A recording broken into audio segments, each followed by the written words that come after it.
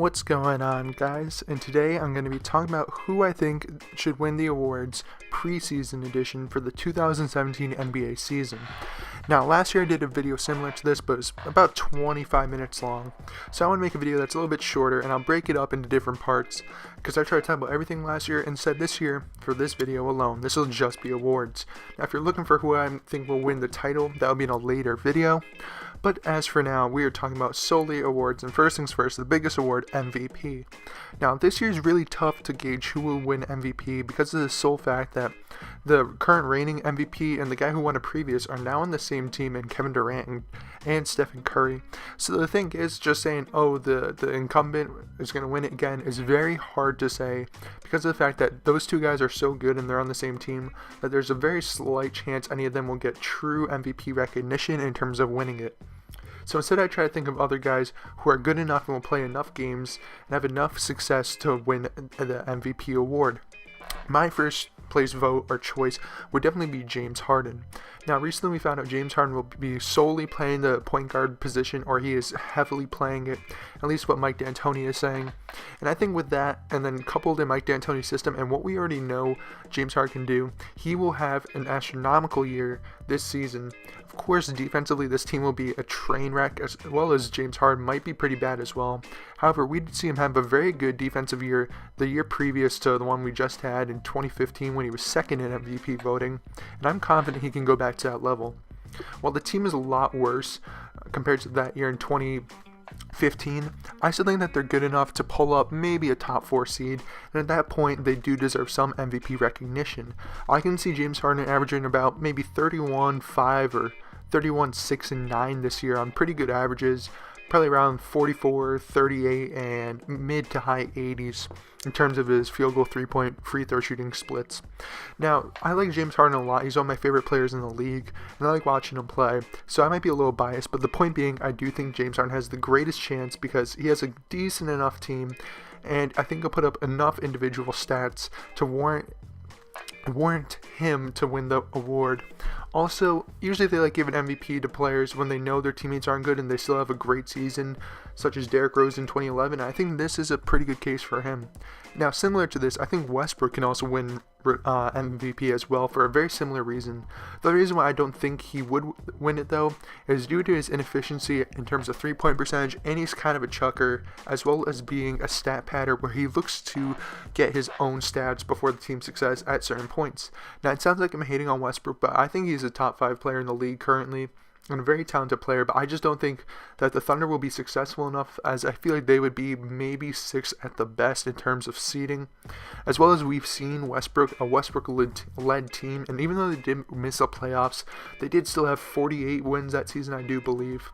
So it's not saying that he's going to be a bad player, but that year he did kind of just chase triple-doubles, and while the numbers were pretty incredible, they were kind of hollow. Now, finally is LeBron.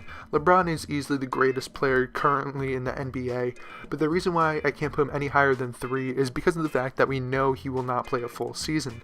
I'm not saying he's getting injured, but almost every year for the past, 4 or 5 years, he's taken off and taken some vacations to rest his body, and that's probably one of the biggest reasons why he hasn't won MVP since 2010. Oh, no, my bad, 2013 and 2012. I completely forgot about those Miami years, but that is one of the biggest reasons why they keep on giving MVP to other players. So I don't think he'll win it solely because of the fact that he will take off too many games this season, and the fact that I think Kyrie Irving is really evolving as a player and might take away some of the shine. Alright, that's been a lot about MVP, so let's go on to probably the next biggest award, Defensive Player of the Year. Now, it's pretty much the same as I've always said, as I've been making videos for a little over a year now, but I think Kawhi and Draymond are the 1-2, with Kawhi being first. Now, might be personal opinion, but I mean, Draymond does play on a better team overall than the Spurs. And while he is a much better shot blocker and an interior defender, I think Kawhi is just so menacing and so great at perimeter defense. He'll win it again. Of course, we don't know. So those guys are 1-2. And third, in my opinion, is DeAndre Jordan. Now, DeAndre Jordan, I will be surprised if he isn't an all-star actually this year, because of the main fact that usually when people come out of the Olympics, they usually get a lot of confidence. And I believe this isn't his contract year, my bad. For some reason I thought it was his contract year, but I believe at this point this is an all or nothing season for the Clippers, which has been said probably for the past 4 years or so. But But I think DeAndre Jordan, this is his time to actually step up, and I can see him having a great year defensively, especially the confidence you get from being in the Olympics and all that coaching. There's no reason why he shouldn't be a better defensive player, and he's already probably the best defensive big in the game right now, at least center-wise. There isn't much people in his range in terms of how good they are and how much they impact the defensive end of the court. So that's who I think will win or become third place in defensive player of the year, only behind Kawhi and Draymond. Now going on to rookie of the year. This one's kind of tough, as I feel like there's only one real candidate, and the other ones are kind of hard to judge. But for me, it's Ben Simmons. I am a huge Ben Simmons fan. I think Ben Simmons will be a huge success in this league. I might have to eat my words in a few years, but I just love him. I feel like he is a great player to have in the modern day NBA. So I feel like he could win Rookie of the Year, mainly because of the fact that the entire team is handed over to him right now, pretty much. Yes, they do have other young guys who they want to develop in Nerlens and Jaleel and Joel, but I think he's the best option. Of course, the Sixers do have two other rookies who are pretty high profile and might actually make an all-rookie team in Joel Embiid and Dario Saric, but I think there's no one really better to win the award than him. Up next, I have Chris Dunn, and the reason why I can't have him winning it is because of the fact that Ricky Rubio is the starter at this point. I believe he still is. So until Ricky Rubio is gone, I just don't think he'll get enough minutes to put up enough numbers to lead his team or to just warrant winning Rookie of the Year. But he is easily one of the most underrated prospects, I feel, in the draft this year, and definitely will be a success in the NBA. Third, I have Buddy Hield, and that is because of the fact that he had a pretty good summer league. Some of his struggles were just because he was the main option as a guy fresh out of college. But with Anthony Davis, Drew Holiday, and Tyreek Evans on his team, he can have a more role in the back, and I can see him averaging 16 or 17 points a game this upcoming season.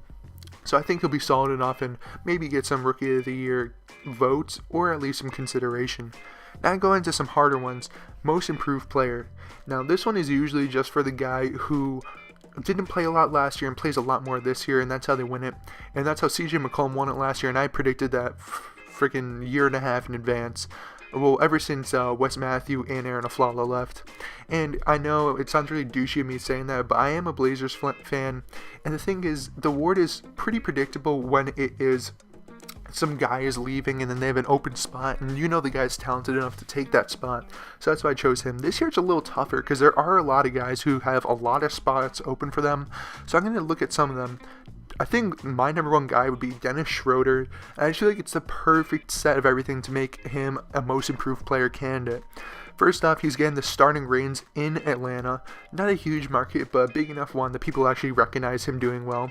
Schroeder was a pretty big name last year, I feel like, in terms of trade asset and other things, especially in the playoffs. Then you throw in that he's good enough to start now, and a lot of the other guys around him are getting older and probably aren't as effective. And especially Kyle Korver, the other backcourt mate he has. And then I think just being with Dwight Howard is a perfect fit for him, as I feel like Dennis Schroeder would be great in the pick and roll, and that is Dwight Howard's ultimate skill, but he has never really recognized it to his max potential. So hopefully if he buys in, I feel like Schroeder can definitely be Most Improved Player this year. Up next I have Justice Winslow, who I feel like is a very talented player. Then throw in the fact that they lost almost everyone from the 2 to 4 position from last year. Well, I mean, they still have like Josh Richardson and Josh McRoberts, but Josh Richardson is hurt for the start of the season, so I can imagine Winslow playing big minutes right out the bat. And when he puts up good defense and probably improves as a three-point shooter and an all-around playmaker and offensive player, I can definitely see him improving and becoming one of the most improved players this upcoming season. I think everything is set up perfectly for him to do this. He has a starting spot. He has a lot of offensive players from the year previous, and Chris Bosh and Dwayne Wade gone. And he just can do whatever you want on a young Miami Heat team. And he definitely benefits from having Hassan Whiteside behind him, being able to cover up a lot of his mistakes. So I think he has a great chance of winning Most Improved Player. Third, I have Clint Capella. A much similar reason to Dennis Schroeder in terms of they lost their starter at that position, and just going in, I feel like he's effective enough to do what he needs to do. Capella is a pretty modern NBA big, very athletic, good mover, good finisher, good shot blocker, decent rebounder. Of course, he has pretty much no offense, but I feel like he can fit perfectly into the Mike D'Antoni run and gun system. So I think his numbers will go up quite a bit, and they will recognize this. Fourth, I have my guy D'Angelo Russell. I love D'Angelo Russell. I've mentioned him in so many videos where I feel he has the highest potential out of any of the young guys, barring Karl Anthony Towns and maybe Ben Simmons. And I just feel this year it's perfect for him to just flourish and evolve. Instead of having previously a lot of issues with Byron Scott, or Scott didn't want to start him, as well as some other minor issues with Nick Young that seems to be fine by now, and that he actually seems to like Luke Walton, I can see him having a much bigger role, and especially without Kobe taking a lot of the shots and a lot of the minutes, he has a lot of opportunity to do very well this season. Now going on a 6th man of the year, this is very tough as well, as we don't know who's starting just yet, but here's some quick hits. First for me is Andre Iguodala. In my opinion, he or Cantor should have won it last year, and those are my 1-2. I just think it's not only retribution, but those are definitely the 2 best 6-men in the league at this point. I did mention Jrue Holiday should have won it as well, or should have had some consideration due to his incredible numbers, but you know, you don't get what you want at all times. Now, I think that Iguodala could win it because of his great defense and the success of the Golden State Warriors, and Cantor can win it because of the fact that he is the ideal 6-man of the year and 6-man candidate, as a guy who could just come in, drop like 18 points and 10 rebounds really quickly and help you out in that sense. Of course, he's not a great defensive player, but the good thing about it is you're not really relying on defense for the second unit in terms of Iguodala, where you have plenty of other defenders, so I think he fits perfectly. Now for the third guy, I have Brandon Jennings. Now some of you might be questioning Brandon Jennings because of the fact that he hasn't really been relevant since probably 2013, but I think Jennings did prove that he is a quality guard in the NBA still. So I think he fits well on this Knicks roster. At least he seems to like it there, which is a huge factor in how a guy will perform on his new team. Now throw that in, and then I think Derrick Rose will miss some games, of course, so he can get some starts and definitely a lot of minutes to rack up some nice stats and definitely get some 6-man of the year candidate awards and votes, my bad. So those are my top 3 for 6-man of the year. This is hard to predict, as well as we don't know who is starting just yet. Now going on to Coach of the Year, I had 3 guys, and Coach of the Year usually is just who made the biggest leap from last year to this year. And in this order, I have Quinn Snyder, Tom Thibodeau, and Greg Popovich. Quinn Snyder basically because of the fact that I do believe the Jazz will be very solid this year, and I mean, if they have a big enough jump and they become a pretty noticeable team in the NBA, there's no doubt that Quinn Snyder will get a ton of recognition. Similar to Tom Thibodeau, where the Timberwolves, if they become pretty good, at least a 500 team, Thibodeau will get a lot of credit. He was originally my number 1 pick, but I think Quinn Snyder has a good chance of edging him out, as we already know who Tom Thibodeau is, and they like to vote for guys who are less known. Now Popovich is solely because of the fact that it's Greg Popovich and possibly the greatest NBA coach of all time.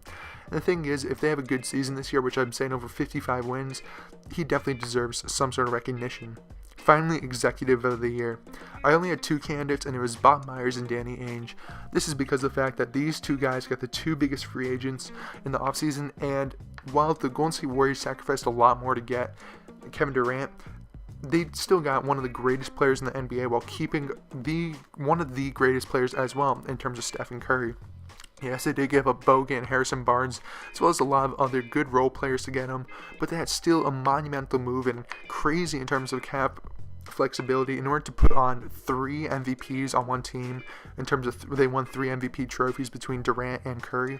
Then you throw in the fact that you have a guy who should be, or arguably could be, Defensive Player of the Year in Draymond Green, and then one of the greatest shooters of all time in Klay Thompson. All this put together is absolutely incredible and definitely deserves Bob Myers some recognition.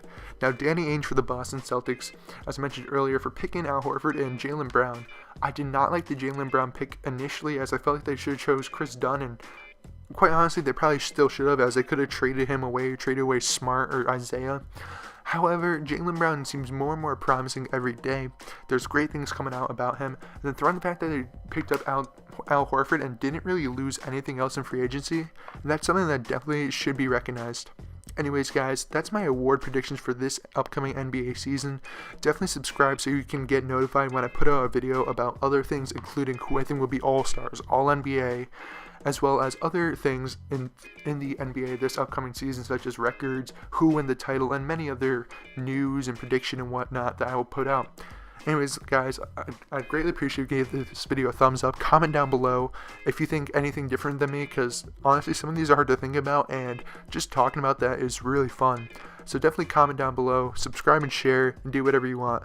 Anyways, guys, thank you guys for watching, and of course, have a good day.